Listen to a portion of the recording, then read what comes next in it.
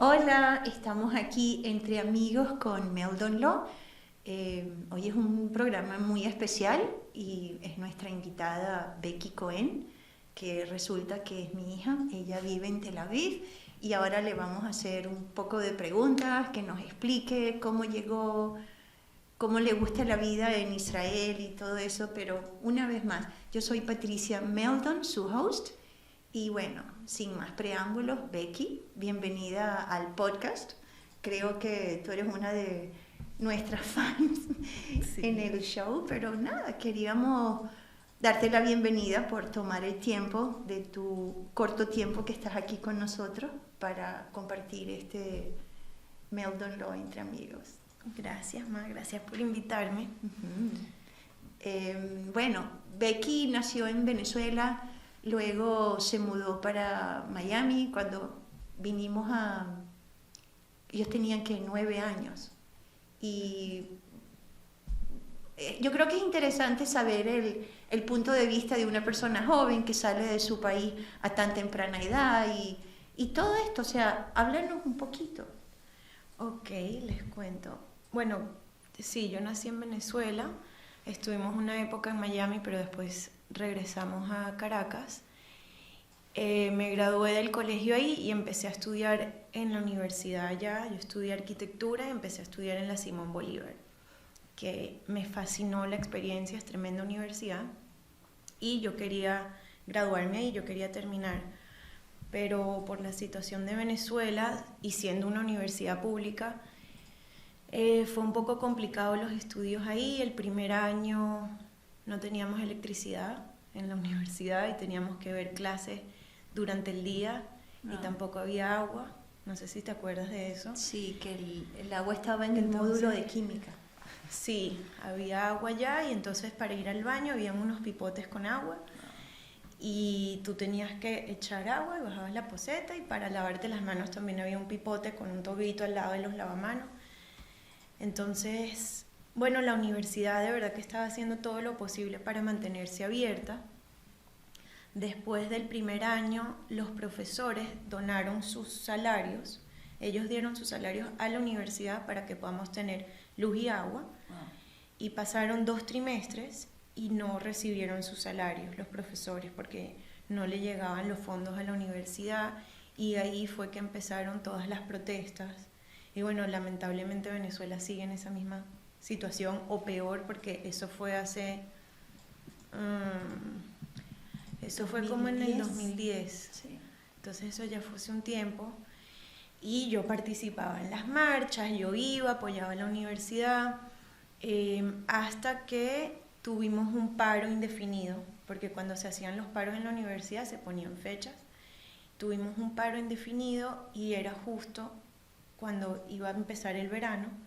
Entonces yo fui a Miami y ahí fue que decidí, bueno, me voy a quedar en Miami porque no sé qué va a pasar en Venezuela. Y no, la verdad es que no me quería mudar porque yo estaba fascinada con la universidad y tenía tremendo nivel. Me encantaba la vida allá, y después como que dije, no, pero era muy inseguro todo. Y aparte que no podía salir, y, o sea, era también inseguro, literalmente. Sí. Entonces ahí yo traje todos mis créditos a Miami-Dade. Gracias a Dios. Me aceptaron bastantes créditos, fue súper chévere. Y de ahí estuve un año en Miami-Dade, que pudimos vivir juntas un tiempito. Sí, después de que a los 16 se mudó a Caracas por un año, nunca regresaron y regresó en ese año. Y bueno, Sí. por lo menos pudimos Exacto. compartir. Y Saki, mi hermano, todavía no había venido para UF, que fue como que cuando empezó nuestro contacto con Gainesville. Pero estuvimos ese tiempo juntas en Miami. Apliqué a otras universidades porque Miami era solo un college. Y ahí fue que me aceptaron en Syracuse, me mudé para allá, terminé la carrera ahí los últimos 3 años. Y eso fue tremenda experiencia. Sí, una Y cosa mucho que frío. Becky siempre decía que se quería graduar en la Simón porque es tremenda universidad. Pero con la Universidad de Syracuse tuvo la oportunidad de ir a Shanghai en un programa... Taipei. A Taipei, yo pensaba que era Shanghai. Anyway, China, con un programa que hacía con la Universidad de Nueva York, que cambiaban estudiantes y hacían un proyecto en común. Sí, era con la Universidad de Taiwán, un estudio, hicimos un semestre que teníamos un estudio con el mismo programa, o sea, teníamos los mismos proyectos y las mismas tareas, y el final de ese semestre fue la exposición en Taipei, que nuestra universidad, nuestro estudio hicimos todos los estudiantes una exposición juntos. Y bueno, fue bastante interesante y obviamente tienes un como otro exposure nivel en la Universidad de Syracuse que nunca hubieses podido tener en la Simón. Pero todo tiene sus, ¿sabes?, altos y bajos y sus beneficios. También cuando estudias en un lugar como en la Simón, donde hay tantos pocos recursos, uno se las ingenia. Antes de una entrega yo me acuerdo que no teníamos impresoras, no teníamos computadoras, no hay tinta, no hay papel. Entonces, sí, un país tan rico como Venezuela, que se sí, digan esas cosas así como que inaudito. pero eso en Venezuela, o sea, no sé, tratas de hacer lo mejor de una mala situación, porque en Venezuela, a pesar de tener todas esas dificultades, lo que terminas es aprendiendo muchísimo, y creo que eso también me ayudó. O sea, me ha ayudado porque eso me formó resolver un poco problemas como persona, sí. Entonces, cuando uno se ve, te enfrentas a una situación que no te hubieses esperado y algo que, sabes, tienes otro approach que capaz una persona que, donde siempre tuvo herramientas disponibles, se le hubiese complicado. Yo entiendo eso y comparto contigo eso de que te ayuda y te forja como profesional de otras maneras. Pero, por ejemplo, si tú tienes todos los instrumentos y todo, tú dedicas tu creatividad a crecer en otro ambiente, no a sobrevivir. Sí. Y yo creo que eso es diferente. Y cuando Becky estaba en China, yo me acuerdo que la llamé y le dije, ajá, ¿y cambias tu universidad, por...? Sí. Y me dijiste, no, porque es otra exposición, es otro nivel. Estás hablando con la gente que escribió los libros, los que hacen estos edificios impecables. Yo quería mencionar, o que tú menciones, tu experiencia cuando estuviste dentro de este rascacielos en China, que lo mantiene que no se... es la bola de acero que está en el medio. Eso me parece que es un contrapeso ahí. Sí, pero como que relacionándolo a lo que dijiste antes de un artista que puede tener como camino libre y crear libremente, justamente a lo que yo me dedico, que pienso que también es una forma de arte, porque yo estudié arquitectura y soy arquitecta. Tú nunca, en la vida real, ¿no? Ahorita, hoy en día, hay gente que estudia arquitectura y se dedica a diseñar videojuegos y ámbitos digitales, y es todo un mundo, pero cuando trabajas en el mundo físico, real, siempre vas a tener restricciones.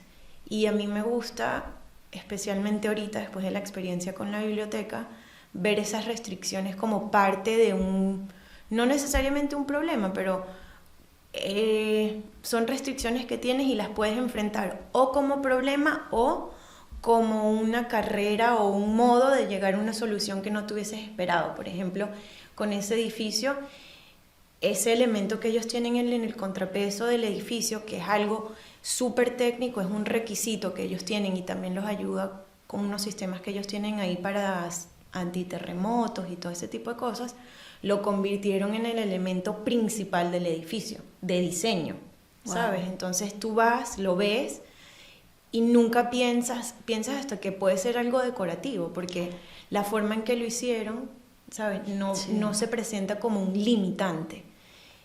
Y ahorita con la biblioteca eso también pasó muchísimo. ¿Cómo con la biblioteca? Bueno, explica un poquito dónde estás viviendo ahora, qué trabajo estás haciendo, porque entonces, es bien interesante. Bueno, después de Syracuse, yo estuve un tiempo, yo me quería mudar a Manhattan y después estuve en Miami, pero después fui a visitar unos amigos en Israel. A Shirley. Shirley. Exacto, a Shirley, a mis amigas allá. Jenny también tuvo mucho que ver porque ella creo que fue la que tuvo la idea de aplicar una pasantía. Como fui en verano y todavía no tenía un trabajo en Nueva York, mis amigas me dijeron, aplica a ver si consigues algo. Y apliqué, yo dije, bueno, si sale, porque yo en realidad fui a Israel con un programa que se llama Birthright, que eso también es todo un tema, es súper bonito. Y después del viaje de Taglit o de Birthright, decidí aplicar a esta pasantía. Y durante esa pasantía a mí me llamó mucho la atención la ciudad de Tel Aviv. Decidí que yo tenía que tener esa experiencia en Israel, porque yo no tenía ningún tipo de conexión con Israel. Yo creo que todas las personas que conocemos, bueno, judías, tienen un tío, un primo o alguien que los relacione, y nosotros nunca. Yo nada que ver. Entonces fue bastante interesante, como que llegas a Israel y a pesar de que es totalmente distinto, te sientes así como que yo pertenezco aquí. Como sí, un poquito hay un sentido de pertenencia. De casa muy fuerte, que ahora que he vivido ahí me parece muy importante que todos los judíos vayan un tiempo a Israel. Un tiempo corto, 1 mes, 2 meses, 6 meses, pero cambia mucho la perspectiva y aparte te permite entender un lugar que es muy complejo. Tiene muchas contradicciones y como todo tiene sus cosas buenas y sus cosas malas, pero es importante conocer. Sí. Entonces, después de esa pasantía, que fue que yo decidí quedarme unos 6 meses más, busqué un trabajo y es el trabajo que tengo hoy en día. Ya han pasado 7 años. Sí, Becky me llama, Ma, ¿qué tal? Sí, y le digo, sí, está bien, no me llames luego y me digas que conseguiste trabajo y que te vas a quedar. Y el cuento de la rueda y la vida, es difícil salirse de la rueda. Y bueno, ahí está, no consiguió un trabajo, consiguió 3, de 3 entrevistas. Y bueno, pero yo creo que realmente donde está la ha hecho crecer como profesionalmente, como persona, y vive entre Jerusalén, que es donde está la obra, pero tú mejor que yo. Cuéntanos de quién diseñó el proyecto. Lo que pasó fue que, cuando ella dijo que me atrapó la rueda, en la entrevista que yo tuve, el dueño de la oficina me dijo, estás bienvenida a empezar aquí, pero no puedes hacer 6 meses, tienes que hacer 1 año.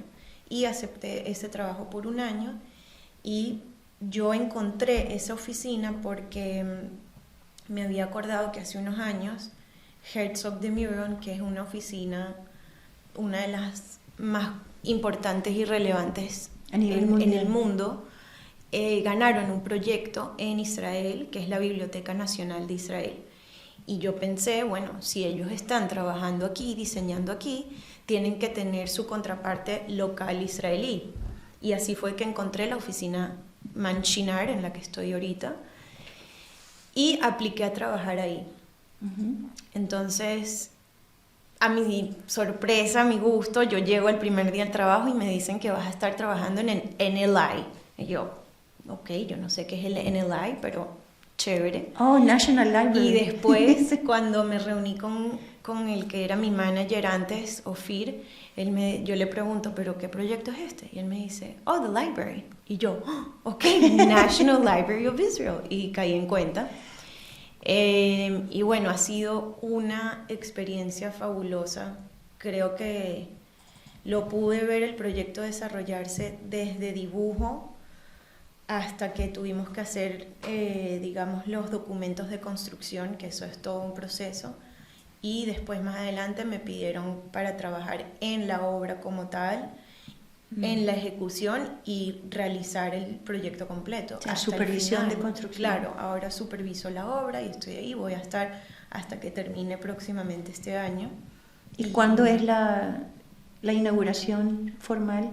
Ahora tenemos una fecha a mediados de octubre y esperemos que esa de verdad sea la fecha, porque hemos tenido varios atrasos y también con COVID se complicaron un poco las cosas en la obra. Entonces ya hemos tenido varias fechas, pero la de ahora es a mediados de octubre. Yo creo que la han pospuesto, más de 1 año, ¿no? 3 meses, 2 meses. Sí, ya tenemos como 2 años y pico. Wow. De atraso. A mí me maravilló de verdad que lo bonito que es el diseño, lo de la piedra que escogieron. Y es interesante porque un proyecto de esta magnitud se traen materiales de de muchas partes del mundo, o sea, no es algo solamente local. Pero háblanos del diseño, del techo, de qué significa, cómo va a funcionar un poco la biblioteca, o sea, lo que representa tener un edificio como ese enfrente del lugar donde el presidente trabaja, que es el Knesset. Sí. Entonces, cuando estábamos hablando de las limitantes que puede tener un proyecto físico, la obra está en un terreno que tiene una inclinación y hay como una diferencia de altura debe ser unos 8, 9 metros de un costado al otro.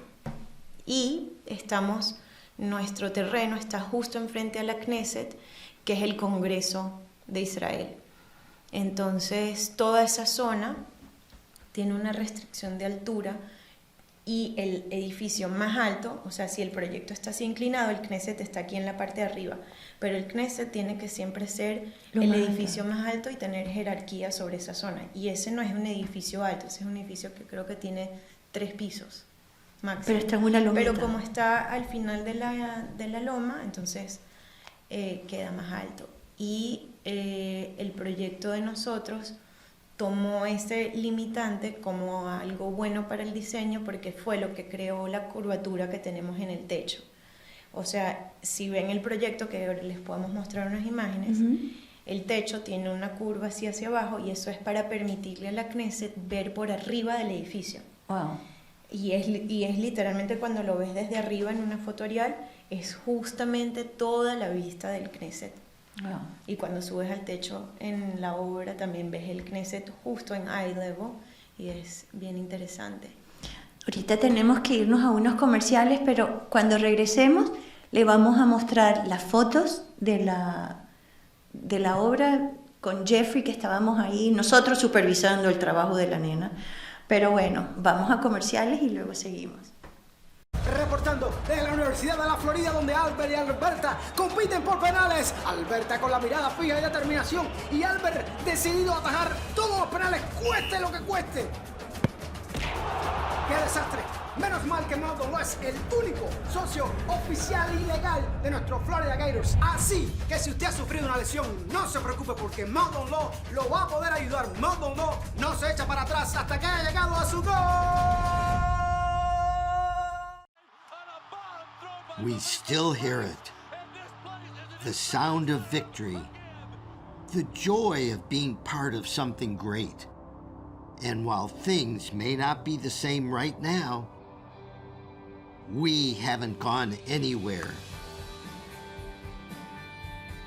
If you bleed orange and blue, then Meldon Law is the firm for you.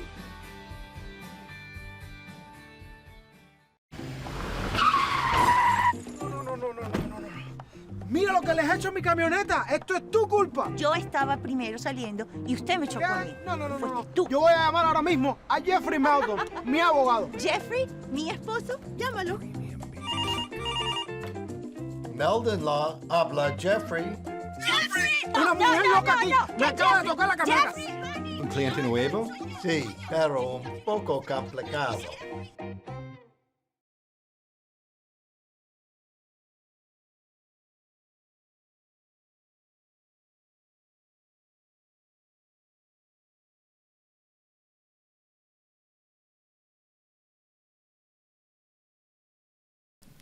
Hola, estamos de vuelta aquí con Becky Cohen, una súper arquitecta, ¡tatán! Es hija de la madre, ¿no? Tengo que decirlo.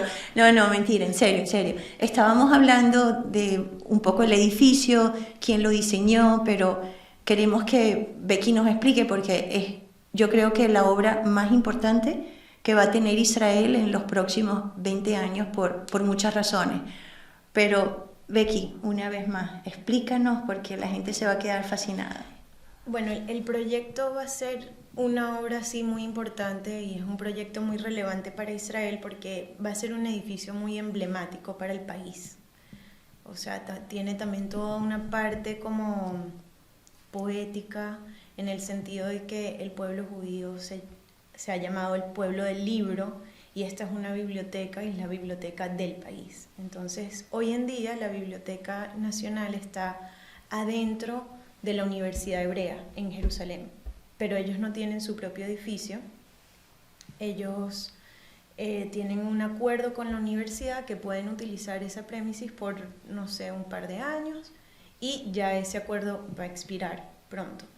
Entonces, bueno, el proyecto está basado en donaciones y la organización Yad Nadiv, que fue fundada por la familia Rothschild, eligió ser el sponsor de este proyecto porque lo vieron como un proyecto muy importante y le da la oportunidad de la biblioteca de tener un edificio propio.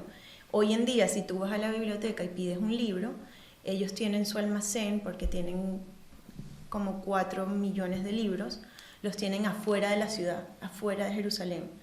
Tú vas para allá, pides tu libro en la biblioteca hebrea, wow, y te dicen, ok, ven a buscarlo la semana que viene porque va un camión, los buscan en el almacén y regresa a Jerusalén con todos los libros de esa semana. Wow. Entonces ahora, o sea, la idea y la razón por la cual se está haciendo este edificio es para almacenar esos libros. Entonces todo el proyecto está basado en eso, es un almacén, es una casa, un hogar para todos esos libros. Y o sea, si hablamos un poquito de la arquitectura del proyecto y el concepto, ahorita les vamos a mostrar unas imágenes. El edificio fue diseñado por Herzog, que los mencioné antes, por Herzog de Meuron, y ellos tuvieron un concepto casi que desde el primer momento, ¿sabes? Les puedo mandar también para que vean el sketch. Hay un sketch que es increíble como ese dibujo, creo que lo hizo Jack, lo hizo hace creo que casi 10 años. Wow. Y lo ves y en verdad todavía explica el concepto directo, one to one, de lo que es el edificio. El edificio es un espiral de libros y de luz. Tiene un tragaluz gigante en el techo, ¿ok? Y ese es una espiral que va por adentro y el punto final de esa espiral es la vista hacia el almacén donde están los 4 millones o 5 millones de libros. Ahí donde una vez nos enseñaste. Sí. Entonces tuvimos muchísima suerte porque Jeffrey y mi mamá pudieron ir a Israel hace poco y yo les di un tour de la obra.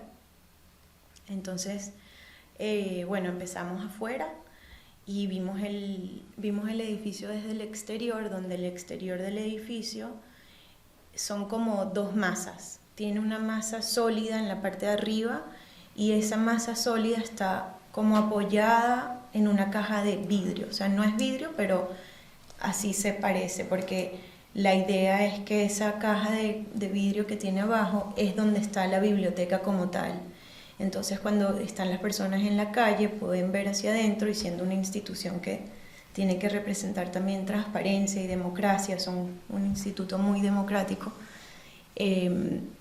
así lo trató de incorporar el diseño. Sí, Entonces, es impresionante cuando uno está en el techo, que uno ve la curvatura, sí, y uno ve al final el Knesset, que es donde trabaja. Pero una cosa que me gustaría que hablaras un poquito es, o sea, la seguridad, o sea, el nivel de seguridad que debe de tener el edificio como tal, y sobre todo uno ve cristales y qué sé yo, y uno se imagina, bueno, si hay un ataque terrorista, o sea, ¿cómo pueden proteger los libros? Porque hay mucho, hay mucho de esto detrás de lo que la gente ni se imagina.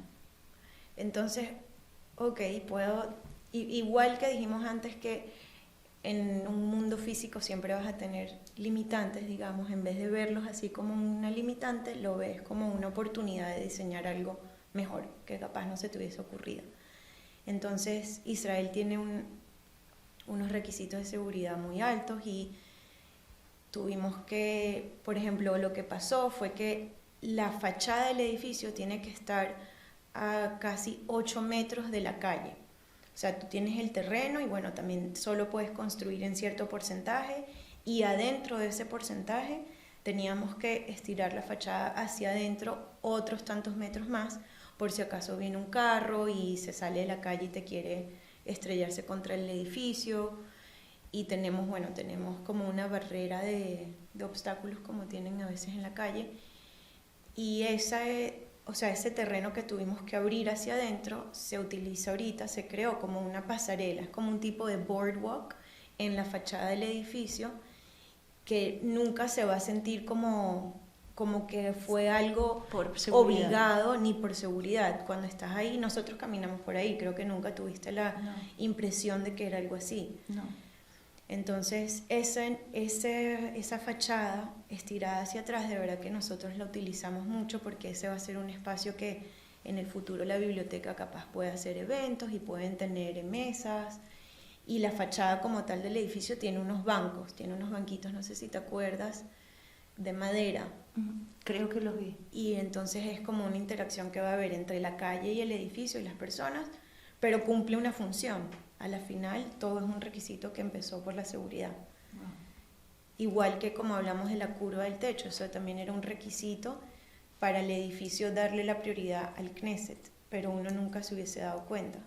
Sí, eso es un poco en tiempos medievales, que la casa del rey era la más alta. Claro, sí. Pero es importante y me parece que no le quita relevancia a lo que es en realidad. Claro.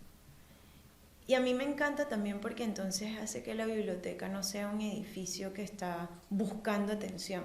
O sea, cuando tú estás ya a 2 cuadras de la biblioteca no la ves del todo.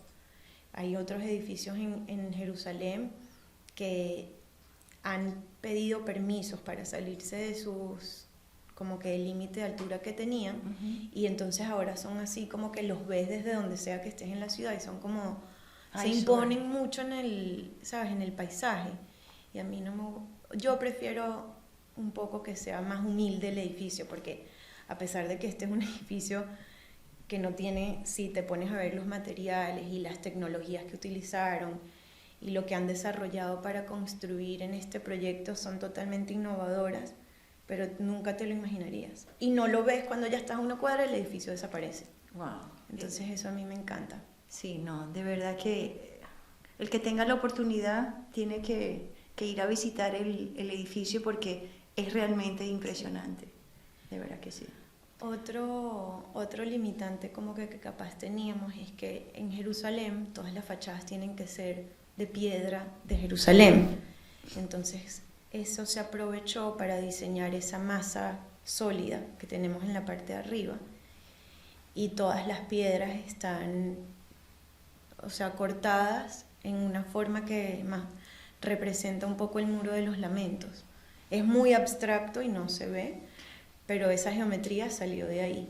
Sí, pero me explicaron porque yo no lo entendía, porque tenían como que unas curvitas y de repente unos huequitos así, y que luego veías la ventana, que la ventana está hecha a la medida de la piedra. Sí. Las ventanas vienen de China, si mal no recuerdo. Sí, los marcos. Sí, los marcos y los vidrios vienen de China. De verdad que... Y es bonito, entonces dices, no, es como el viento cuando socava la piedra que hace esto. Claro. Y en el Muro de los Lamentos, tú nos explicabas que es donde la gente mete los papelitos en estos huequitos, ¿no? Entonces cuando tú ves eso con esa explicación y ves la fachada, tú dices, oh, wow, hace sentido, pero es un diseño bellísimo y lo relacionas todo, pues. Pero ese diseño salió cuando los arquitectos se vieron obligados a ver la piedra como material y a estudiar una solución. Se hicieron varios estudios de qué se puede hacer, qué geometría, cómo se puede aplicar capaz un patrón, porque tienes piedra pero tienes 1000 maneras de cortarla, aplicarla. Muchas veces se utiliza como si fuese una cerámica sencilla, ¿sabes? Rectangular. Y cuando ellos tuvieron que buscar esa solución, eventualmente llegaron a una foto del Muro de los Lamentos, o fueron a ver el Muro de los Lamentos, que es piedra, o grita piedra, son piedras que están ahí miles de años. Entonces eventualmente llegamos a la solución que tenemos hoy en día, pero si no hubiese sido un requisito de la ciudad, capaz la fachada hubiese sido cualquier otra cosa que capaz menos impactante. No, pero el edificio es una belleza, es así todo un poema. Pero quería preguntarte algo, porque tú eres una muchacha joven viviendo en Israel. Israel es un país que tiene muchos conflictos internos con los palestinos, y la gente a veces me pregunta, cónchale, tu hija está allá, y uno se siente seguro, pero de que tú estés allá por todas las cosas, pero lo que quiero preguntarte, que nos expliques un poco, eres tú como joven en un país que puede explotar en un minuto, ¿cómo te sientes? Porque vives en Tel Aviv, pero Sí. trabajas en Jerusalén y el commuting y todo eso. Háblanos un poquito de eso. Bueno, yo me siento súper segura. En Israel sí sabes que siempre hay como algún tipo de alerta y puede pasar algo en cualquier momento, pero no es parte de la vida. No vives con esa preocupación, no vives con el corazón aquí en la boca todo el tiempo. No, nada que ver. El país se siente súper seguro todo el tiempo, e incluso cuando ya yo he estado en Israel en momentos de conflicto, es más importante aún que demostrar que eso no te detiene. Es como que una actitud que me parece una actitud excelente que tienen los israelíes es que, mira, puede ser que hubo un atentado, pero al día siguiente yo me levanto, yo voy a trabajar, yo continúo mi vida y pa'lante, ¿no? Sí. Entonces eso fue difícil. La primera vez que hubo, o sea, que empezaron a caer cohetes en Tel Aviv, yo decía, wow, y la gente de verdad todavía va, y la gente sale, Y la tú gente continúas sale y como que no pasa nada.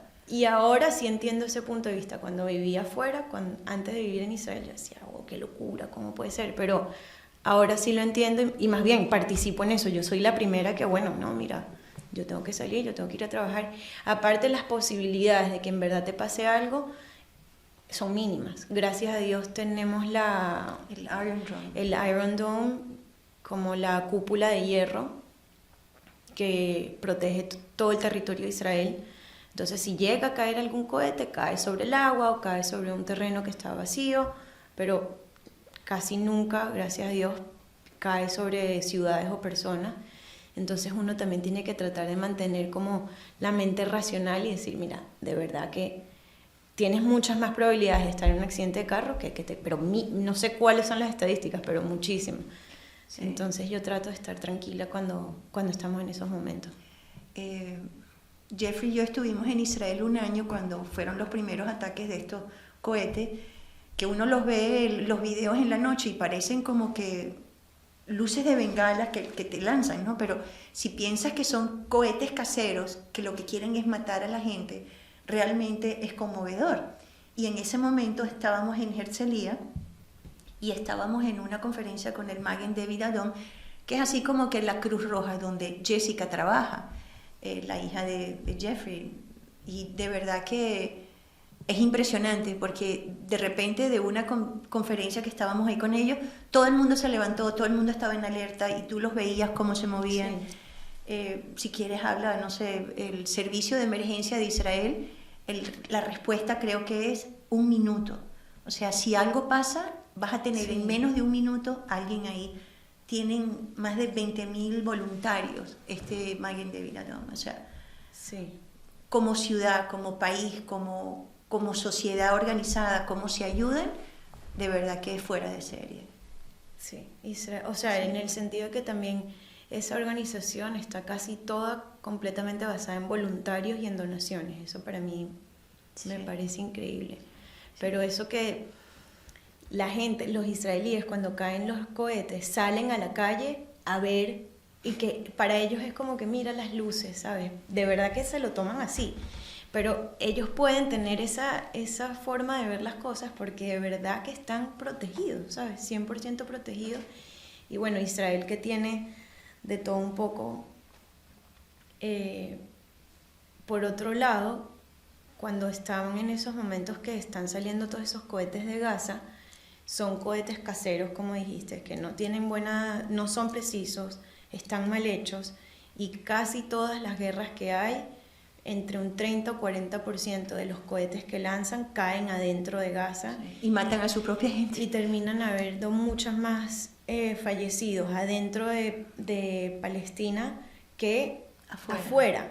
Y eso es, o sea, en casi todas las guerras igual siempre hay esfuerzos para tratar de ayudar a la gente allá, porque yo no me puedo imaginar, o sea, es como un pueblo que está secuestrado por su gobierno fuerte y ellos sufren, o sea. Sí, yo de verdad que una de las cosas es tratar de que la gente entienda porque a veces la gente se parcializa, o bien por un lado o bien por el otro, pero hay gente buena que quieren vivir en paz y que sus gobernantes son los primeros que están interfiriendo, y no es justo. O sea, ¿cuándo vamos a llegar a un acuerdo? No lo sé, pero yo creo que todos debemos de promover a que se llegue a un acuerdo de paz de verdad, o sea, así como que con el corazón, y no como que mañana voy a tirar piedras y voy a seguir en lo mismo, porque no vamos a llegar a nada. Pero bueno, Becky, yo creo que se nos está acabando el tiempo.